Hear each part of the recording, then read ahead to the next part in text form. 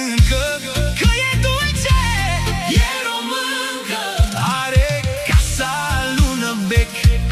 Musafirii dacă trec, mai aduce un scaun încă. E româncă, face curat.